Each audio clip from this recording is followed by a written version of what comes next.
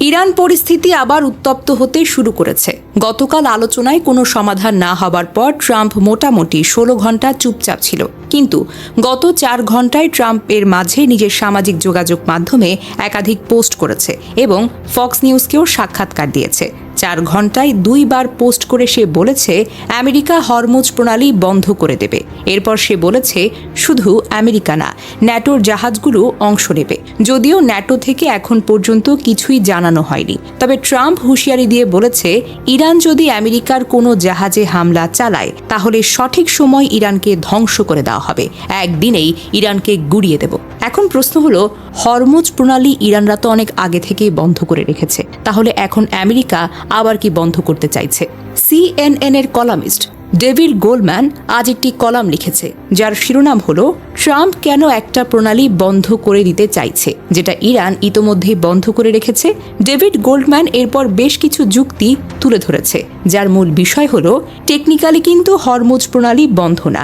এই প্রণালী দিয়ে ইরান চাইনিজ জাহাজগুলোকে যেতে দিচ্ছে, এমন আরও কিছু বন্ধু রাষ্ট্রের জাহাজগুলোকে $2 মিলিয়ন বিনিময়ে যেতে দিচ্ছে। এছাড়া আমি আরও কিছু যুক্ত করতে চাই। ইরান তার নিজের তেল কিন্তু এই হরমুজ প্রণালী দিয়ে বিক্রিও করেছে। যুদ্ধ শুরু হবার পর থেকে দিনে প্রায় 1.5 মিলিয়ন ব্যারেল তেল রপ্তানি করেছে ইরান, যেটা যুদ্ধের আগের চাইতে দিনে প্রায় 1 লক্ষ ব্যারেল বেশি। অর্থাৎ ওরা বেশ ভালোই লাভ করছিল। বিবিসির সাংবাদিক কিছুক্ষণ আগে রিপোর্ট করে বলেছে এখন আমেরিকা যেটা করতে চাইছে সেটা হচ্ছে ইরানের জাহাজগুলোকে আটকে দেওয়া, তাহলে ইরানের অর্থনীতি ভেঙে পড়বে। কিন্তু এখানেও একটা সমস্যা আছে, এটা যদি আমেরিকা করে তাহলে পুরো পৃথিবী জুড়ে তেল গ্যাসের দাম বেড়ে যাবে। আমেরিকা তো এর প্রভাব পড়বে, ভুলে যাবেন না। ইরান কিন্তু এতে অভ্যস্ত। একটা সময় বছরের পর বছর ইরান কোনো তেল গ্যাস রপ্তানি করতে পারেনি আমেরিকার নিষেধাজ্ঞার জন্য। ওরা এরপরও টিকে ছিল, কিন্তু আমেরিকা কিংবা পৃথিবী কি এতে অভ্যস্ত?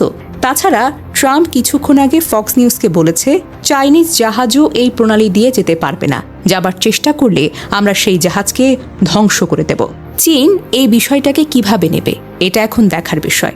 ট্রাম্প যখন চায়নাকে প্রেশার দিয়ে ইরানকে থামাতে চাইছে, এতে কি হিতে বিপরীত হয় কে জানে। অবস্থা এখন এমন দাঁড়িয়েছে, হরমুজ প্রণালী 2 পক্ষ থেকেই বন্ধ হয়ে যেতে পারে। অর্থাৎ ইরান, আমেরিকা এবং ওর মিত্র রাষ্ট্রদের জাহাজ যেতে দেবে না, আমেরিকা, ইরান এবং ইরানের মিত্র দেশগুলোর জাহাজ যেতে দেবে না। এই পরিস্থিতিতে তেল গ্যাসের দাম অনেক বেড়ে যাবার সম্ভাবনা আছে, কারণ আমেরিকা এই প্রণালী এত সহজে খুলতে পারবে না।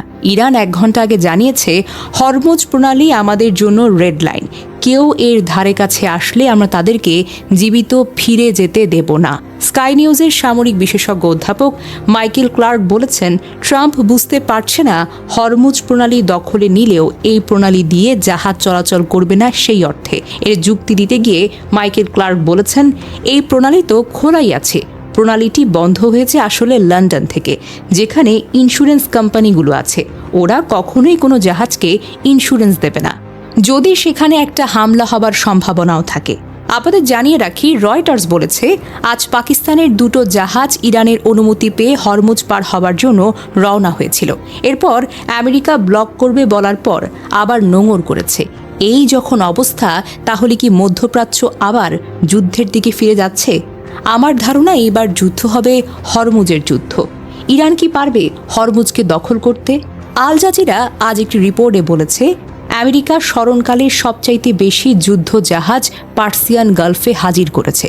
অর্থাৎ আলোচনা ছিল ট্রাম্পের একটা বাহানা, কিন্তু আলোচনা না করে যদি ট্রাম্প আবার যুদ্ধে জড়ায় তাহলে আমেরিকা সহ পুরো পৃথিবীতে তেল গ্যাসের দাম যে হারে বাড়তে শুরু করবে, এর ধাক্কায় ট্রাম্প আবার নিজে হোঁচট খাবে না তো নিজের দেশে? আজও CNN এর কলামিস্ট নিক রবার্টসন একটা কলাম লিখেছেন, যার শিরোনাম হলো এমনটা, যুক্তরাষ্ট্র ও ইরানের আলোচনা ভেঙে যাওয়ার সংকট থেকে বের হয়ে যাওয়ার আশা কমে গেছে। এই কলামে নিক বলেছে আরে এটাই তো সুযোগ, আমেরিকা যদি এখনই ইরান যুদ্ধ থেকে বের হয়ে না আসে পরের বার আর বের হওয়ার রাস্তাও খুঁজে পাবে না।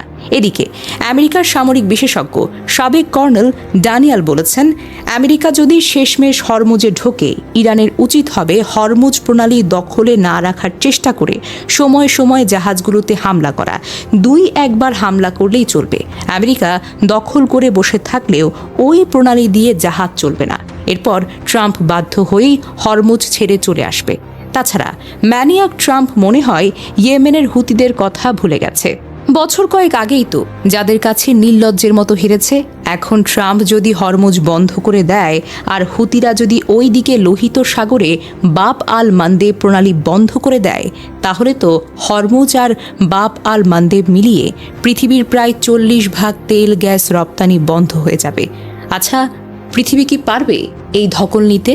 এই অবস্থায় আলোচনা আবার হবে নাকি যে কোনো মুহূর্তে হরমুজের যুদ্ধ শুরু হবে, এটি বলা কিন্তু মুশকিল। তবে আলোচনার জায়গা পুরোপুরিভাবে শেষ হয়ে গেছে বলে মনে হচ্ছে না। আমার ধারণা আরেক রাউন্ড আলোচনা হয়তো হতে পারে। এছাড়া আমেরিকা আর কোনো বের হওয়ার রাস্তা আমি দেখতে পাচ্ছি না। কিন্তু আমেরিকা কি ইরানের দাবিগুলো মেনে নেবে? ট্রাম্প যদি এখনই ইরান থেকে বের না হয়, তাহলে আমরা জীবনকালে আমেরিকার সাম্রাজ্যের পতন দেখতে পাবো। আমেরিকা কি ইরানকে চীনের সাথে নতুন পরাশক্তি হতে দেবে, নাকি হরমুজের যুদ্ধ শুরু করবে? এটি দেখার জন্য আমাদের বোধ করি আর অপেক্ষা করতে হবে। তবে এটা নিশ্চিত, তেলের জাহাজগুলোকে আরও বেশ কিছুদিন অপেক্ষা করতে হবে। আমেরিকা যেহেতু ব্লক করবে, এশিয়ার দেশগুলো সেই অর্থে তেল পাবে না। এর মানে হচ্ছে বাংলাদেশের মতো দেশগুলোতে অবশ্যই সম্ভাব্য পরিস্থিতি মোকাবেলা করার জন্য প্রস্তুত থাকতে হবে।